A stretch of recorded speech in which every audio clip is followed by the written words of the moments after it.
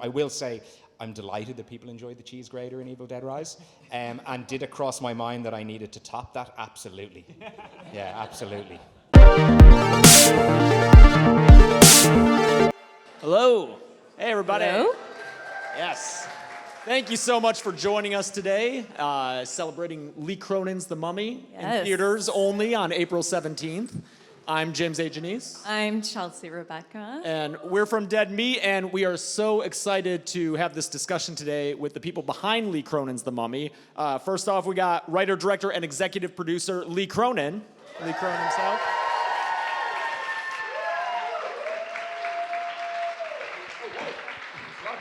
Hey, how's it going, man? Nice to meet you, man. Yes, good. Nice to meet you. How's it going? Great. And we also have producer James Wan.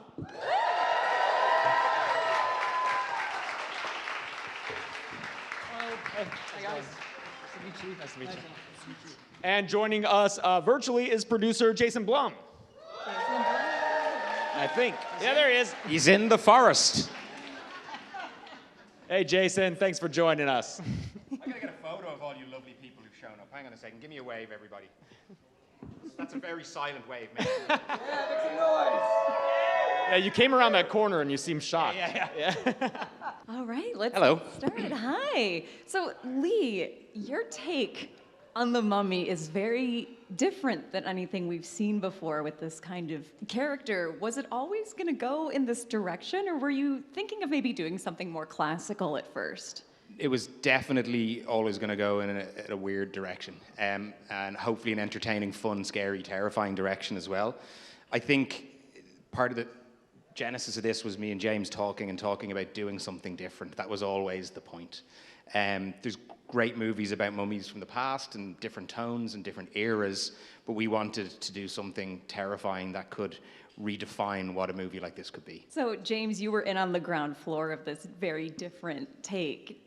Yeah. I mean, very early on, we knew that we have all these other movies we have to compete against, namely Brandon Fraser's The Mummy, Stephen Sommers' The Mummy. Who's he? Yeah, who's the guy?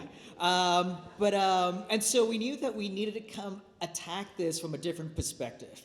And we knew that we wanted to do, again, between Atomic Monster and Blumhouse, we felt that the horror version is what we need to be leaning into. And so when we met Lee Cronin here very early on, he basically shared the same vision as we had. And that was, it was easy. It was easy for us to come together to share this same idea of making a mummy movie that was very different to all the previous ones. They hired a psychopath, basically, is what he's trying to say. Yeah, Lee, your previous movie, Evil Dead Rise, takes place pretty much entirely within an apartment building. Yeah. And even The Hole in the Ground, your first feature film, was much smaller scale. This one is way bigger. It's all over the place. It's in different countries on opposite sides of the world. So what kind of things, when it came to doing pre-production and just prep work for it in general, stayed consistent between all your features, and what was different because of that scale? I think the consistency comes through how I like to work with my team. So really thorough, focused, open preparation in terms of everybody bringing ideas to the table. It doesn't really matter if you're making a short film or a much more complicated movie like this. I think it's really important that everybody gets to use their talent. So that was always important, everybody that I work with. And I brought, we build a family, some key crew in key areas that have gone on the journey with me.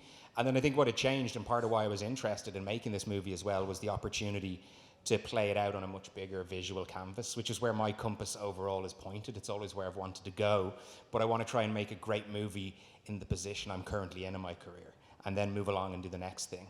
And this one definitely offered an opportunity to work, and also just it's really cross-cultural, the movie, in terms of the cast and the crew. And we shot in Ireland and Spain, and we have amazing Egyptian actors and amazing Mexican actress and Veronica Falcone. So I think that was different, and actually a much bigger cast, because we have a lot of day players in the movie. People that show up for a day or two, do a great job for us. So it was like, previous movies, Evil Dead, there's like 6 faces on the wall. This one was like it went around 2 walls. And that's more people you got to talk with and communicate and express your vision. So it was definitely a bigger bigger cinematic undertaking for me. Speaking of Evil Dead Rise, I'm thinking particularly of the cheese grater in that movie. There's things in this that I really think give that a run for its money. This movie's gross. We've gotten to see the entire thing. We're very privileged to have seen it, and it's disgusting. And I say that lovingly. That's a compliment. We're very desensitized to gore and horror movies, as I'm sure many of you are sitting here, but this movie is wild. When you're coming up with set pieces like this, one, what is your process for coming up with something that you know is going to subvert audience expectations? And two, is there anything you ever pitch to these two guys where they say, we absolutely cannot do that? They are also very supportive sick people. Good. You know, we did not turn anything down. I think the process, I kind of don't know where it begins and ends. There's things that are sometimes jammed in your brain. So for anyone that hasn't seen it, and you will all see it very soon, I have destroyed the pedicure industry in this movie, unfortunately. But I think that one for me just came from my sister is a chiropodist or a podiatrist, whatever you call it, and it told me some really messed up stories of her training and the journey, and the whole thing to me is just, once something like that, things that I don't like, I'll try and put them on screen. That's how I get rid of them. Same with the wake scene in the movie. Wakes are very traumatic things, and I was like, you know what? I'm going to make a really messed up one and put it on screen. I'm going to put it out there, and it's gone out of my head. But there's no particular, I don't sit down and look for them. I will say I'm delighted that people enjoyed the cheese grater in Evil Dead Rise. And did it cross my mind that I needed to top that? Absolutely. Yeah, absolutely. Yeah, I think you did. The one scene that I think everyone here has seen, we were just screaming for like 10 seconds straight, just back and forth looking at I each remember even in my first viewing of it, I was cringing. Yeah. It was very cringeworthy. I'm completely emotionless when I watch that part. It's strange. Just eating chicken tenders. Yeah. Actually, there is a scene in the movie. I was talking to Veronica the other day, who plays the grandma, and I won't ruin what it is, but there's a piece with her with food, and it's pretty sick. And I remembered I'd just got brought like fried chicken, and we do this thing in Ireland with our fries with curry sauce. So I just got brought all this messy food, and we're shooting this horrible, gross scene with her, and there's a video of me just loading fried chicken into my face. It had been a long day. So we're lucky to live in a time where horror is bigger than ever, I think, both commercially and even increasingly it's getting more critically respected, which is great. But, you know, one of the side effects of that is there are so many horror movies being made. So Jason and James, I'm wondering, when it comes to choosing your next projects, are you looking at what's popular and big in the moment? Are you looking at what's not being made and trying to fill a gap? Is it kind of both of those things? Like, how do you choose what to make when there are so many things being made? Jason, do you want to answer that? Sure, I can. Thank you, James. Thank you, partner. Hi, everybody. I'm very sorry I couldn't be there in person. I feel like a real idiot who looks like a TV screen. So yeah, it's true. Horror is more popular than ever, which is great. James and I are pretty specifically in the business of event horror, studio horror, and I think, you know, what's special about this movie and what James and I look for, to answer your question, is what feels really scary, really fun, and new and different and big, and an event that feels worth getting out of your house and going to a movie theater and going to go see. And I think that's what The Mummy is, and that's really what we're looking for. And there are lots of different kinds of horror movies that are made right now, but those are the kinds that we're focused on. Yeah, and for me, you know, I try not to just chase trend, because I think you can't really do that. Because, you know, with the horror films and, you know, in terms of trend, it's very cyclical. Like, you know, what isn't hot today can be hot tomorrow. And so I think the best thing you can do is just like anything, right? Which is just make the best movie you can, tell the best stories you can. And for us at Atomic Monster, we try to just, I think the key thing for us is it depends on the filmmakers. We try to work with the filmmakers that we believe in. Like Lee's the perfect example of that, you know, like trusting in him and in his vision for The Mummy. That's pretty much how I approach anything. It's the directors and the filmmakers and the writers that I work with. If they have a really good, interesting take on a particular story, that's all that I care about, and that's really how I choose my films. Well, it's clear you all love horror and horror filmmaking so much. Is this where you all originally saw yourselves, specifically horror filmmaking or this kind of genre area? Well, definitely for me. I mean, you know, I grew up like Lee. I grew up with a heavy diet of horror films in the 90s. You know, when video stores were still around and you can go to the back of a video store, pick the most obscure horror films that's tucked away in a back corner somewhere. You know, I made movies like *Malignant*, which is basically in that spirit, right? That, thank you. That's basically like that kind of, you know, like the kind of like 80s or 90s sort of horror films that you don't really get anymore today, and I'm a big fan of that. And so no, I love horror filmmaking for as long as I've been around. But at the same time, I also see myself as a filmmaker, and I want to make movies in all kinds of genre. So at the end of the day, it's all about storytelling. It's all about characters. It doesn't matter what genre you make them in. But I will say horror films are the most fun to make, and that's why I keep coming back to it time and time again. I feel like he answered my question there as well, James. I was thinking if video stores came back, which they should, I reckon horror would be front and center when you went into a video store. It will be nowadays. today, yes. Yeah, it absolutely would be. When I was in film school, I actually kind of made a lot of comedy, like observational comedy, mockumentary style stuff. And actually my grad film, this is weird now, people are going to think I've got a problem, was about foot fetishists.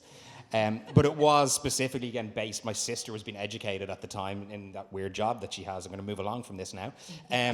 But for me, look, I was always drawn to horror because of the experiential quality of watching, not just watching horror movies, but watching how people react to horror movies. And if I want to be the clown at the circus, I'm looking for the best tricks. You know, I want to have the right red nose, and I want to be able to get people's attention. So although I make scary things and things that have messed up aspects, I am still trying to tell stories about people. That's what I'm interested in more than anything. Wherever it falls within a genre, it has to be about people that you can identify with, that you care with. And if you get that right, actually in horror terms, it allows you to have a hell of a lot of fun. I was actually spent the very beginning of my career in independent film, of all different genres, not that much horror. And I was very frustrated because independent distribution or distribution for independent film, even in the dark ages when I started my career, was very broken. And what drew me to horror, and our first foray into horror was Paranormal Activity, is that it's a way to make like indie, subversive, edgy films and have them seen by a broad audience. You can get big public companies, big studios to release these wild, nutty movies. You make them horror movies. And that's really still what I love about horror. And unlike James, I spend almost no time in anything else. You know, James, you mentioned video stores and finding horror movies there. I'm just wondering, were there any horror movie box art, like box covers, that still stick with you to this day? Because for me, like the lenticular ones, the Jack Frost and the Uncle Sam, those always stood out to me. Those are fun. Yeah. I would say probably, if I have to pluck one from my memory right now, I would maybe say one of the Charles Band Full Moon productions. Yeah. Which is the one with the creature coming out of the toilet? Oh, Ghoulies. Ghoulies, yes. Ghoulies would be on my Ghoulies. list. Yes. That's Ghoulies, right. amazing. Ghoulies is the one that's... Big Ghoulie fan. Yeah, Lot of Ghoulies Ghoulie with the fans. tagline, "They'll get you in the end." Yeah. Pretty amazing. And that's just classic Charles Band promotion right there. I think Chud 2, Bud the Chud. Yes. That one always stood out for me. And Society. Which one? But Chud 2. Okay. Yeah. And Society. Society. Society. Yes. That's one of my favorites. Yeah, I worked in my local video store after all the years of trawling through. So it was really cool. Like, I rented out VHS to people. Yeah. I still own loads of VHS. That's the Anyway. Kevin Yeah, Smith. Lee still actually works there right now in between movies that he directs. Yeah, I go back and run a shift. Hey, man, times are tough. Yeah. So, yeah, Lee, another thing I've noticed is that all your films so far feature very prominent roles with children actors, like child actors, and they're all so good. And they're also varied, too. Sometimes you have, like, in your first film, Hole in the Ground, it's a very creepy, like, almost possessed kid in a different way than we see in... He's cold as ice, that kid. Yes, yeah, it's very scary. He was so good at playing like a more mature spirit as a child. And then in Evil Dead Rise, you have more precocious, cutesy, and more like adorable children. Here you have very terrifying, disgusting children. So how do you get such good and varied performances out of these child actors? Is it mostly down to casting the right people, or do you just have a way of Ritalin. No, I think it's again about trying to write like the right character. You know what I mean? And there is part of me, every time I do it, I'm like, okay, no more kids next time, because it destroys your schedule. It absolutely destroys your schedule. Your kid actor is only as good as their double. That's what I'm going to say, because you are fake shemping all the time over their shoulders. Like, it's really, really necessary. And let me ask you, do you find that to direct the kid actors, a lot of times you're directing the parents? It depends, but like That's how it's been for me. Yeah, I think a lot of that happens in the prep. Right. And it's also important, like, that you do also need to bring good coaches on board with young performers, because while they can't have my attention all the time. As I get busy in some other aspect of a scene, we need to keep them warmed up and ready to go. So I think it's a bit of a team effort, but it is just about I try and talk to kid performers the same way as I talk to grown-ups, or I probably talk to grown-ups like they're kids, maybe, I don't know. But either way, it's like, keep it simple and just communicate with them. And they also bring great energy to set, because sometimes they can break the tension, because it can be tough on a movie set. Yeah, like, is it still a magical thing for them, where, as opposed to like maybe some adult actors where it's just become like a job or something they're used to? They love the blood and the guts and the Yeah. embalming fluid and the vomit and any other liquids you can think of. It's because it's like I try and bring them in and kind of give them that experience of it being like one long Halloween. Bring them to the shop, let them play around with stuff, see prosthetics, etc. And yeah, I don't know, I'm kind of an Amblin kid as well, so there was always like awesome kids in movies that Spielberg directed and produced, and they, they're innocent, and when you put something innocent in a scene with some of the stuff that I do, it probably makes it more scary too. So you let them get kind of hands-on experience with the props and the makeup sure. first Yeah. before it's being applied, and like, here's what's going to be happening, and this is how this is done, kind of thing. Yeah, in prep, I think it's also just a fun thing to do. But we'll sometimes do like a little bit of a show and tell, or I'll bring them along to some of the show and tell stuff that I'm doing. But you don't want to go too far, because you don't want them to think this is all a game, because you do still need a performance as well. But usually, if you've cast correctly with a young performer, you can draw that line between fun and games, and now we got a job to do. You want to scare them, but just a little bit. Just a little bit. Yeah. This is your first time working with James and Jason on a film. Indeed. And since they are so steeped in the horror world, did you find that they were able to offer any kind of unique insights as producers, as opposed to other projects? Yeah, absolutely. I think that, the guys obviously come from slightly different places within the industry. I know you both do similar jobs as producers, but I think James obviously comes from a filmmaker point of view in terms of what he'll share. And at various stages of the process, it's great to be able to have a conversation about what you're trying to achieve. And I think with Jason, he's such, and I mean this in a really nice way, he's an amazing cheerleader to have as a producer, because, smart producers make a decision to back a filmmaker, and then they keep on backing you. And I think that's where sometimes a relationship can go the wrong way. I used to work in TV commercials years ago, and you'd be pitching for 6 weeks to win an ad, and the moment you did, they stopped trusting you.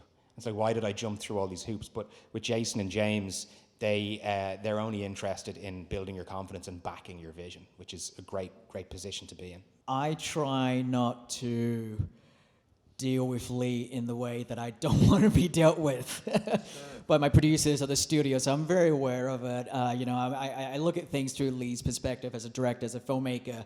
I know the stress, I know the headaches that he has to go through. And so, if I do come to him, it's with something I like to think it's worthwhile. Otherwise, I just leave him be. I thought you were going to say you don't like dealing with me because I frighten you, but That's also true. That's also very true.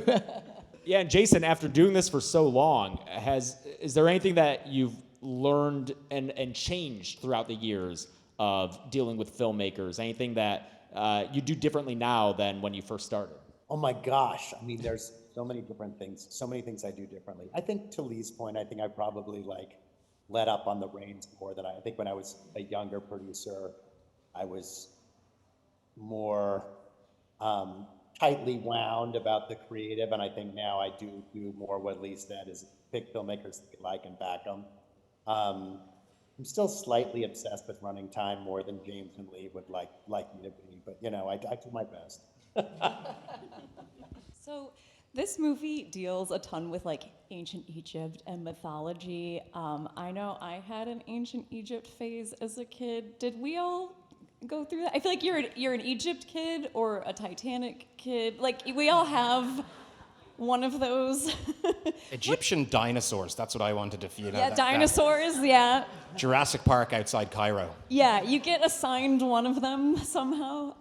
What do you think it is about Egypt and mummies that continues to fascinate us still, even though it might seem, like a mummy especially, could seem a bit old-fashioned, but it's still interesting.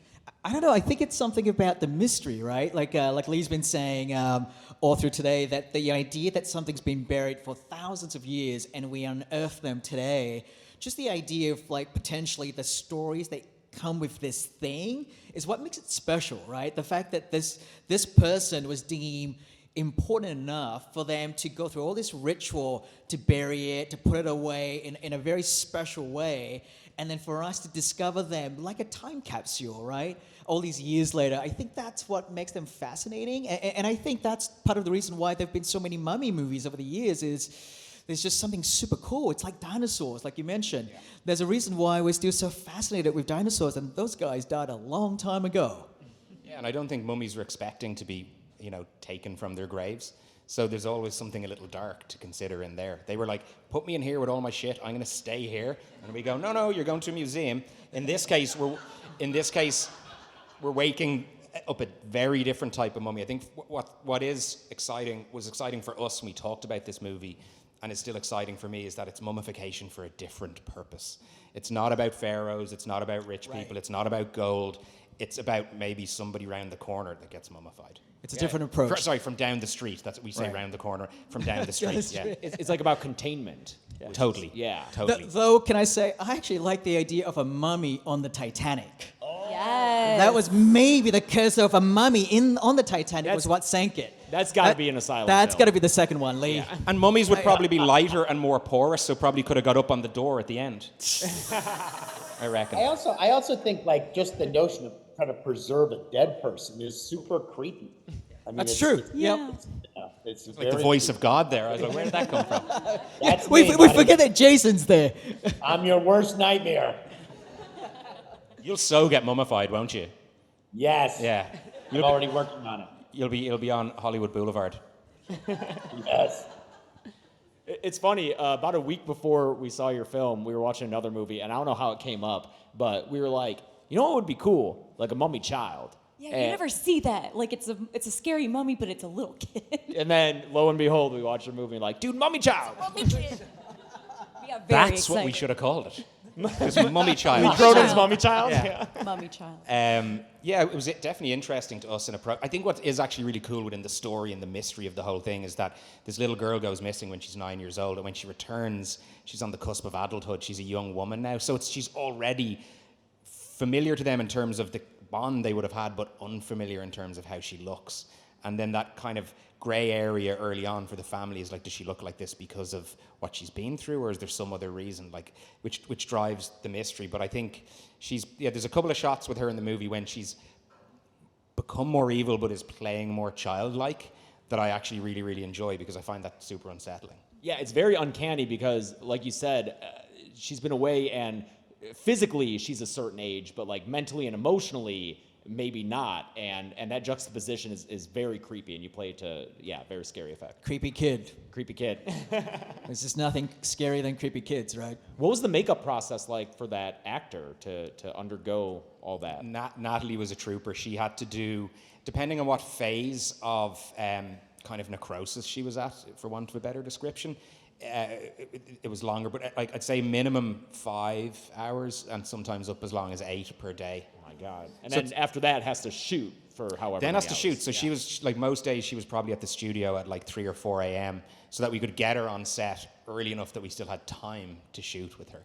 And it's also a lonely process because there are other prosthetics in the movie, but she was in it for 80%. And I remember there's a scene in the film at one point where she's less prosthetic or whatever, and that was like a real trip for the whole kind of crew, because it's like, wait a minute, who is she?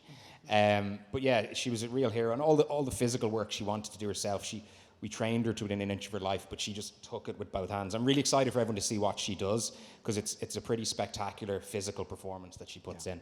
And was this her first time doing something so extensive? Oh, completely, yeah. Wow. Yeah, completely. So I'm very excited for her. She gets into town in a couple of days, and she's. I'm like, you don't know what's coming, kid.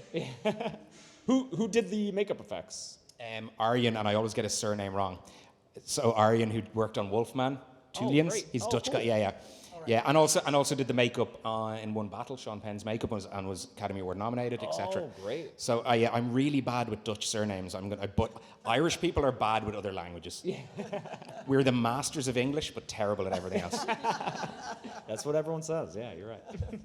Do you think all the time in the makeup chair for her and like kind of having that layer of makeup on her contributed to her performance and that feeling of separation and isolation from the family and that kind of arc? Absolutely, and we set it up that way because I hid the concept art from everybody but her, because obviously all the cast were like, what's it going to look like? What's she going to look like? And everybody was interested. So in my office where I had pictures, they'd be covered up if I was having meetings and there was people I didn't want to see them.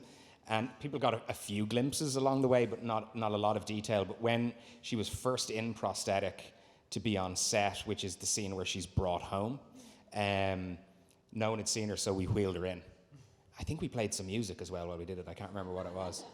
Nothing cheery. But yeah, we wheeled her in so everybody could have some sort of like visceral moment that they could then lean into when we went and shot the scene where she is brought to her bedroom for the first time. And then James and Jason, recently you guys merged companies, and I just wanted to know, like, what spurred that? What led you to that decision? I know you'd worked together previously, but yeah, what caused that decision? Jason, I'll let you speak to that. Well, I think both companies make very different kinds of horror movies. So I thought the tastes would complement each other together. And James and I have known each other for almost 15 years. And I've been trying to figure out a more formal way to work with him besides a movie here and there for almost as long. And finally the timing made sense, and so we did it. Yeah, and Jason and I, we pretty much just, we complement each other, really, right? And so, I mean, Jason's good in his lane, I'm good in my lane, and so, like, conceptually, the idea of us coming together just helps us to be able to put out more movies like this. That's really the goal, yeah. Yeah, I think Lee even spoke to that when he said that both of you offered different aspects of the producer role, like being able to work as a filmmaker and more of, like, the business side, so. Yeah, great. exactly. Yeah. Well, great. I think that's all we've got. So, thank you guys so much for the Thank you. conversation. Our pleasure. Thank Thank you so you. much. Thank you, everyone. Thank you, everyone, for coming. Thank you, everyone, for joining. Make sure you see Lee Cronin's The Mummy in theaters only on April 17th. We've also got a reception outside, a sarcophagus experience, which I hear is very nerve-wracking. I am too scared to do that, so come You know find I me am definitely and- not doing it. I do not like enclosed spaces at all. Yes, come tell us how it is, because we will not be I'll do it. doing I'll- it. I'll James jump is in going to there. do it. And thanks to everybody for showing up. We really appreciate it. Thank you. Thanks so much. Thank you. Pleasure to meet you guys, by the way. I'm a big fan, as are all of my nieces and nephews, by the way. So yeah, they'll get a real kick.